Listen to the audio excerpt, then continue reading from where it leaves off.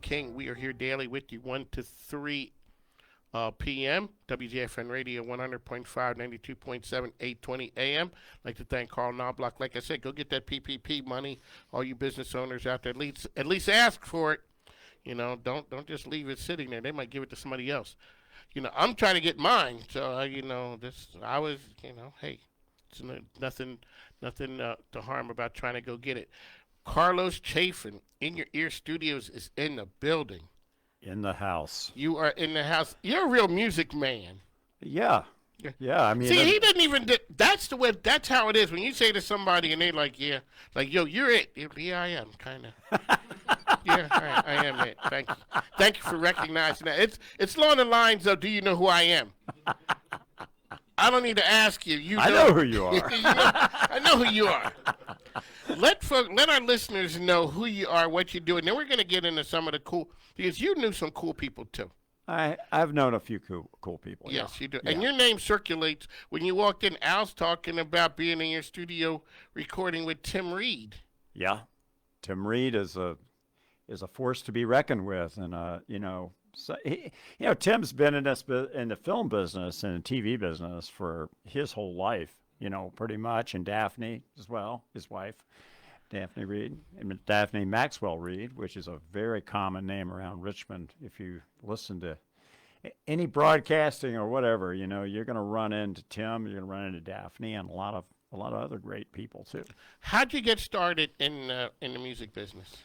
I got started when I was a kid. I was playing music and, getting pretty good. I was a pretty good keyboard player. My dad said something to me. He said, he goes, you're looking pretty serious about this, and I'm going to support you with it, this decision to do music professionally, but you need to know something. He goes, when I was in college and so forth, I paid for my college by playing music in dance halls and stuff in Atlanta. And he said, you do not want to be in a band traveling on the road, playing somebody else's music night after night, same songs. He goes, it gets really old. He goes, you're going to hate it. It's going to beat you up. He said, you need to get good enough and you need to listen to enough different kinds of music so you can work in recording studios. And I went, okay. So I started reading the back of music albums, the liner notes, and formulating a base of knowledge about who were the producers, who were the studio musicians who played on those records, because that information was actually on a vinyl record. Good luck today finding that on Spotify, but So a lot of people are not getting their just doing the Spotifys. Yeah, they're not getting their schooling from the back of a record jacket. That's true. And I did. And so I realized pretty early on, well, I'm going to have to move to Southern California or New York if I'm going to do this, right? Well, what happened was Richmond took off from an advertising standpoint. I started working in studios around here. Okay. And then all of a sudden advertising took off. You have the Martin Agency and a whole bunch of other people in town. And they kept coming to me going, hey, can you produce a piece of music for this ad or this TV spot? And it paid super well. So, and you were always getting ready to leave. But Yeah. the next job came in. I was ready to get out of here, man. And the next job kept showing up. And I couldn't leave because everybody was like, you leave, you're nuts, man. You're going to be a small fish in a big pond there. Here, you're the big dog. You're the whale, man. You can own this place, but that's not so easy. And, of course, they were right, but I would still go to Los Angeles, New York, Dallas, wherever, and work and do work. And I would take a lot of my sessions there and do work because the musicians were so great. It was just great work in there. That's where they got the sound. It was cool. I mean, it's pretty cool to go into New York, roll into a big studio and have a bunch of clients with you. And, it amplifies your position, makes you seem like, wow, this guy must know what he's doing, man. Everybody here knows him. That does help. It does help. It's like having people, see, maybe not you, but it's like other people coming to a radio station. Boy, Mike King must know something. Yeah. He knows how to sit here and put the headset on. Yeah, man. But there's a lot of things that go on behind the scenes that the average person does not know.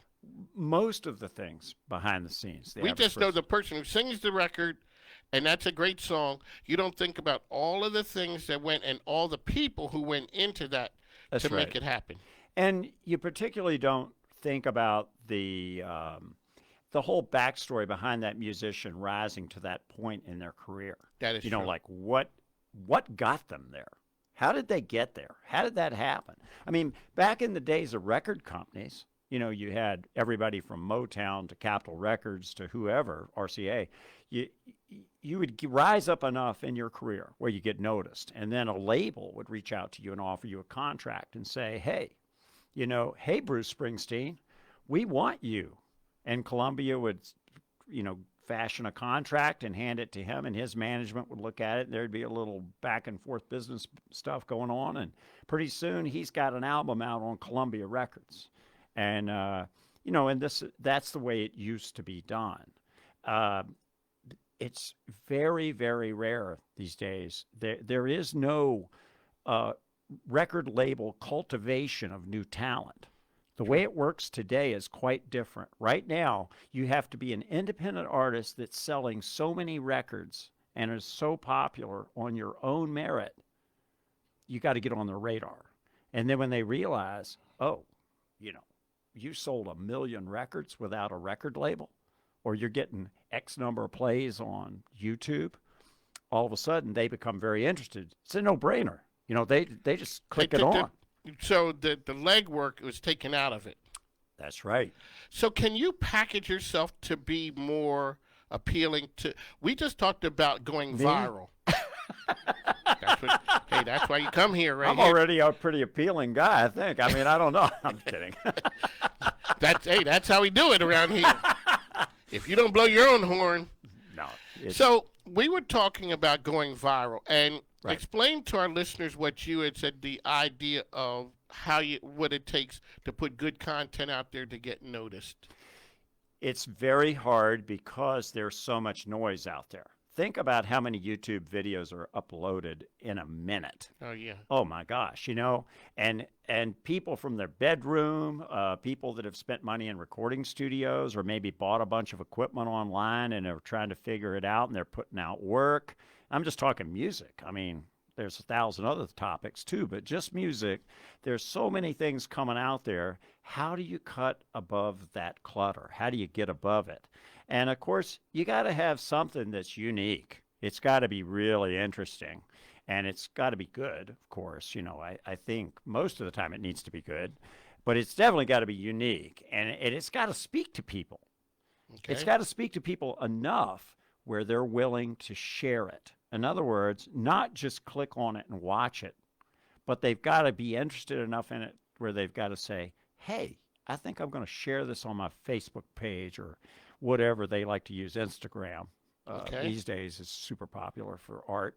So they'll put it up there and they'll keep reflecting that message, and they'll even reach out to their other friends and say, and this is where the critical flashpoint happens.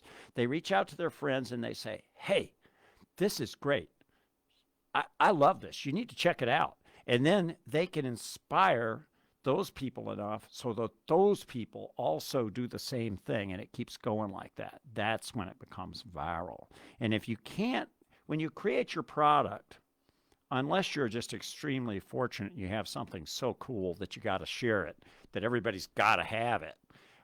You better have a pretty good vision for how you're going to roll that out and how you're going to keep pushing it from different angles with the hopes of getting that flash, that pop, so that it'll go viral. Ladies and gentlemen, the voice you're listening to, Carlos Chafin of In Your Ear Studios is here. This is some great information. The time's 1:44. We got to go away for a moment. We'll be back shortly. We got to pay bills. Yes, the microphone isn't free, and as I always say, my grandkids need stuff.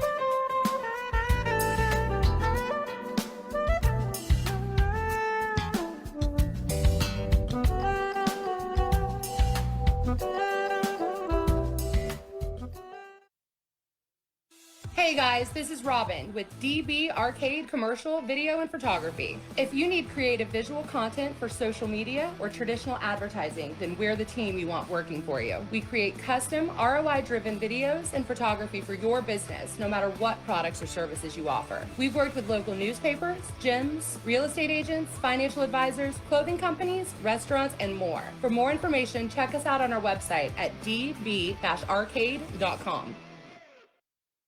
Hi, Chef Michelle here of Ma Michelle's Cafe, home of the Soul Rolls, located at 10811 Whole Street Road. Give us a call at 804-912-1644 or order online at mamichelle's.com. Ask about our off-site catering options as well as our online ordering through Grubhub, Uber Eats, and DoorDash. Follow us on all social media at Ma Michelle's Cafe. That's Ma Michelle's, Soul south of the James.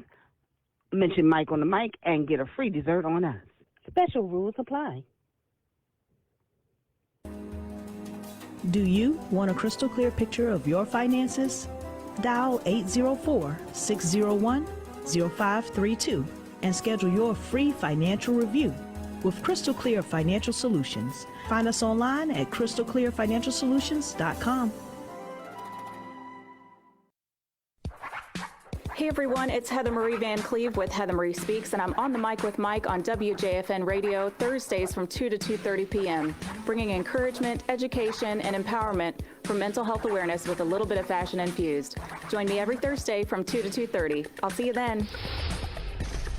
When Heather Marie speaks, you should be listening. On the Mic with Mike, weekdays 1 to 3 on WJFN 92.7 and 100.5 FM. Yes, this is Don Treese Brown. We're Brown Baylor, proud sponsors of the Swagger Series. Please feel free to follow us on our social media channels, The Brown Baylor. You can also visit us on our website, brownbaylor.com, and you can follow us on our most recent project, Hidden in Plain Sight, site.org. Brown Baylor, Hidden in Plain Sight, sponsors of the On the Mic with Mike Swagger music series. Hear brand new stars every Friday at 2 p.m. only on the Mic with Mike and WJFN 92.7 and 100.5 FM. I enjoy listening to On the Mic with Mike every day at 1 p.m. That's what I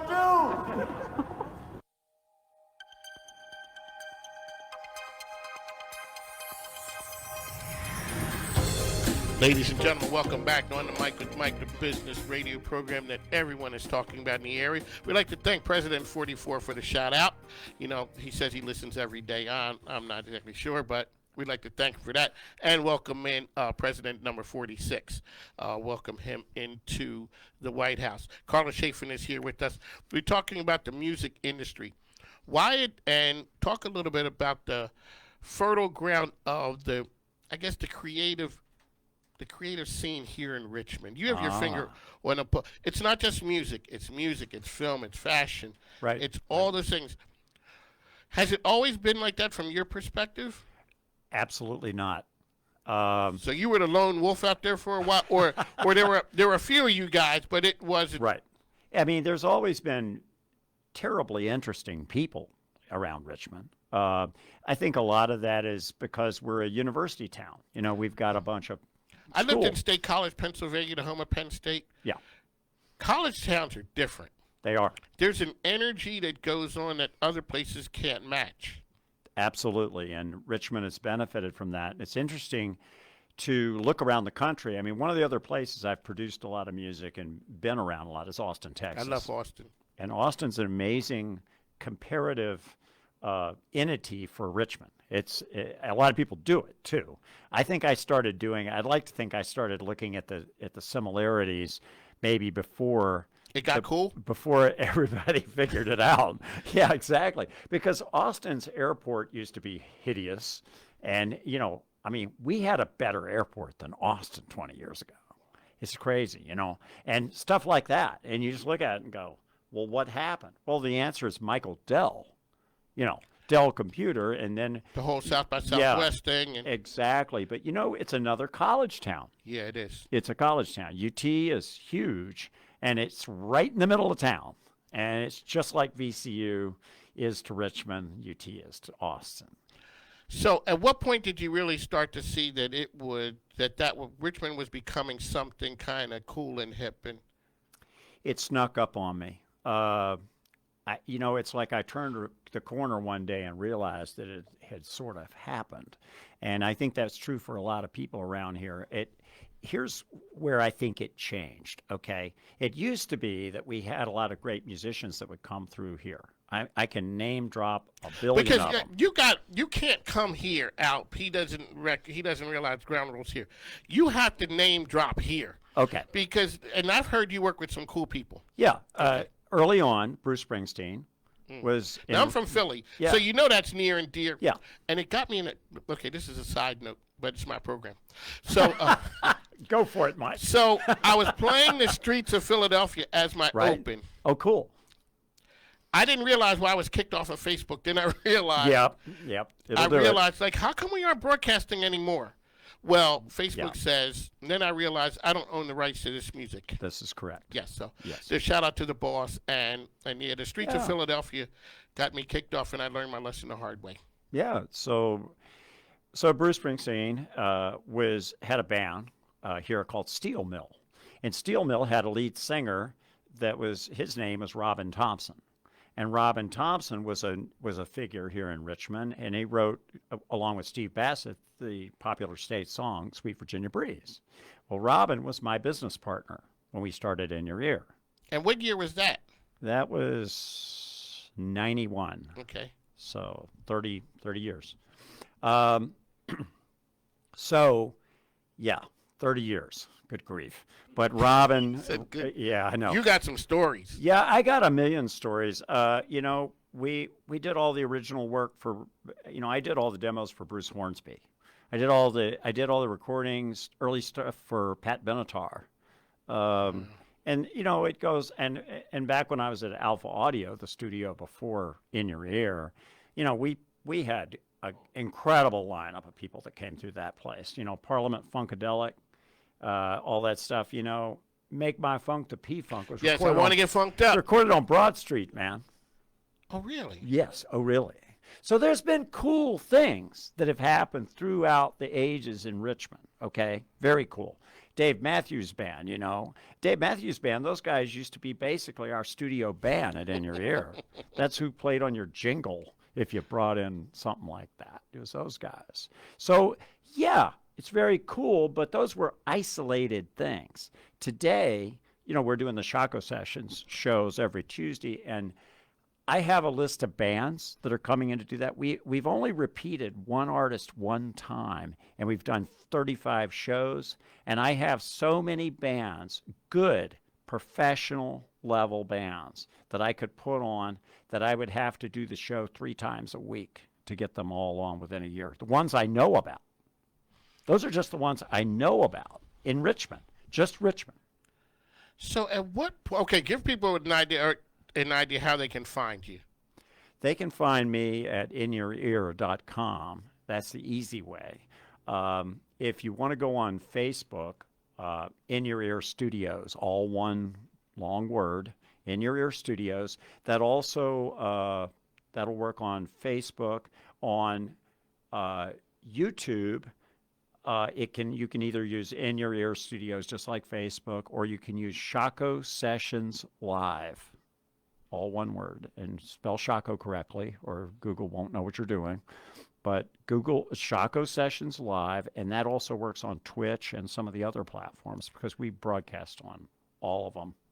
So, talk about what it means to give artists a place to come to play their music, because you become a place where people come to showcase their talents. Right. And there's always a shortage of that out there. So you become a community resource to the people in the creative world. Well, particularly these days under this situation. Sure. There's just, we've had a triple whammy on artists. Not only is this model we talked about earlier with the record company, not there to back you. There is no backing for anybody unless you're just rich. Mm-hmm. There's no backing. So bands live pretty much hand to mouth. Okay, so now they've got to come out with their own album. Well, okay, that's hard enough to do on a good day. So you do, let's say you put an album together and you get out there and now you're going to sell that album. You used to sell it on the gig, right? You'd autograph a CD or something and sell that as a piece of merch. Well, there's no gig. So if you're going to produce an album, you have no means of paying for it. True. You have no means of promoting it. No means of promoting it. You know, you can't buy advertising. That's too expensive. True. So you got social media, which we already talked about, is way too noisy, really hard to get traction, really hard to build up that possibility of a viral event. Really tough to do that, but it does happen from time to time. So what do you do? What can you do as an artist? I mean, how are you going to fund paying for a record? You know, I'm working with an artist right now who's got a great album. She's written all the songs. She's done all the demos. Her name's Elizabeth Wise. She's a great blues player. And she's from here, and she's just started a Kickstarter to pay for her album production because guess what? There's no other way Elizabeth Wise is going to pay for that album. Really quick, what's the average cost of something like to get something produced? And back in the day, this is okay. So I'm old, and you know, but people don't understand. You don't look that old. I feel every inch of it. Yes. Back in the day, we used to buy an album sight unseen. Yes, we did. 12, 15, 20 songs. Because it looked cool. It looked cool. And they told us this is the best work ever. Oh, yeah. And then you got 3 songs when they were good and, you know, yeah. 2 or 3 that were and then you could tell they were fillers. Now, the next time they're out, they're saying that same thing. This is my best work ever. Right now, you go and you hear a song and you can buy that song. Artists can't sneak up on you anymore like they did. We were loyal. We bought, like the Sade fans, like me. Right. She can stay away for 10 years, come back, and you're going to buy her work sight unseen because of who she is. What does something like an EP or something like that cost to produce, well, an average that a person needs to invest as an artist? I could give you a long answer, but I'm not going to. I would say between $5,000 and $15,000. Okay. That's okay. It just depends on the complexity. 5,000 is a lot to an artist making. Who's broke. Yes. Yeah. And who can't go out and tour anymore. And then once you get it, what are you going to do with it? What are you doing? Give it to your friends and family? That's true. All right, ladies and gentlemen. See, I could talk to this man. You got to come back. you got to come back. Okay, so Allie Thibodeau is here. She's here this Friday on our Swagger Studio series. We'd like to thank Brown Baylor for sponsoring that. Ladies and gentlemen, make sure you tune in. She's going to be outstanding. We're going to have a great time. So she's on the mic with Mike, sponsored by Brown Baylor, 2 to 3 on Friday. So make sure you tune in. Go back to YouTube and watch her performance. I saw that on Shaco Sessions. And Shaco okay, so let people know how they can find out about Shaco Sessions. Shaco Sessions Live on YouTube. Just search it up. That's right. I saw my man Craig Martin. Is he really like the MC of that episode? What exactly is he doing there? He's a friend. I produced the music audio for their TV show, The Good Road. I tell you what, that's outstanding. It's a great show. It's a great show. It's so fun to do that show. I can't even tell you. Every inch of that looks fun. It's great. It's fascinating. And he just did that because our regular host, Reese Williams, was sick that night. She had a throat thing. And Craig's a good friend. I said, hey, man, can you come set in? So that's how he got that host gig that night. Leave it to Craig Martin. Leave it to the man with the red shoes that he will get it done. All right, Carlos. Can I do one more little go ahead. Baby plug? Okay, so we dropped a new podcast starting yesterday on Spotify and on Apple. And it is called This Room Sounds Great. And it's really cool. And Reese Williams is the host. Queen Reese is the person on there. The first one is fantastic. I won't tell you anything about it, but you've got to go hear this podcast. And the name of it again is? It's This Room Sounds Great. This Room Sounds Great, ladies and gentlemen. Carlos Chafin in your ear studios. He's coming